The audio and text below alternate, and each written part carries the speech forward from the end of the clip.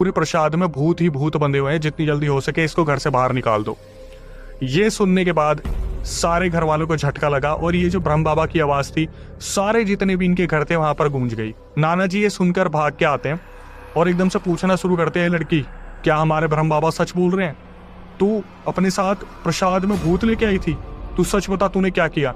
जैसे ही नाना जी ने ये बात बोली, जो अंदर दो मूसियां बैठी थी वो अचानक से पोजेस होना स्टार्ट हो जाती है।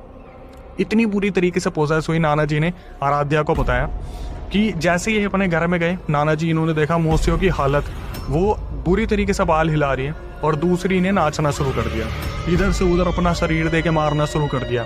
जो दूसरे घर में औरतें थी उन्होंने जब ये हाल देखा तो सुषमा को बुरी तरीके से पीटना शुरू कर दिया। सुषमा उस टाइम पर हंसना शुरू करती है, पीटते पीटते वो हंस हंस के बोलती है कि मेरे घर का था मैंने तेरे घर पे उतार दिया। अब ये सुनने के बाद नाना जी के पसीने छूट जाते हैं। मामा जी ने इस चीज़ को सुना कि हमारे घर पे किसी ने अपना उतारा कर दिया। मामा जी भी पुलिस में थे तो उनको रिमांड लेना बहुत अच्छी तरीके से आता था। उन्होंने क्या करा, बुरी तरीके से पीटना शुरू करा और बाल पकड़ के खींचना शुरू करा। तो आराध्या ने बताया, भाई जो चीज़ मैं बताने वाली हूँ ना, उसको सुन के मेरे भी रोंगटे खड़े हो गए थे। जब मामा जी ने बाल पकड़ के घसीटा तो बाल का वो हिस्सा ही निकल के आ गया और वो वहाँ से गंजी हो गई थी, वहाँ से रक्त बहना शुरू हुआ। लेकिन फिर भी वो जो सुषमा थी जो बाहर से आई थी वो हंसती रही, हंसती रही, हंसती रही, उस पर किसी भी चीज़ का कोई फर्क नहीं पड़ा। अब वहाँ जो लोग बैठे थे उन्होंने सुषमा को बांध दिया एक चेयर से और ये आते पहले वाले घर में नाना जी के।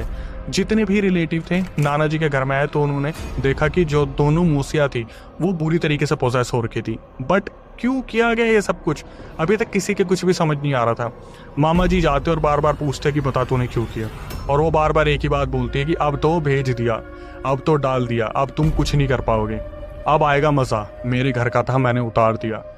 ये सुनने के बाद बार बार चाटे मारना शुरू करते हैं सुषमा को। तो नाना जी बीच में आ जाते कि नहीं, हम एक औरत पे हाथ नहीं उठा सकते, इसने जो किया वो हम बाद में देखेंगे, पहले ये देखना है कि अपनी बच्चियों को सही कैसे किया जाए। नाना जी ने जब ये हालात देखे तो नाना जी ने अपने सारे रिलेटिव्स को बुलाया और बोला कि इनको पकड़ो, जितनी जल्दी हो सके पकड़ो, क्योंकि उनमें से एक मौसी जो बड़ी वाली थी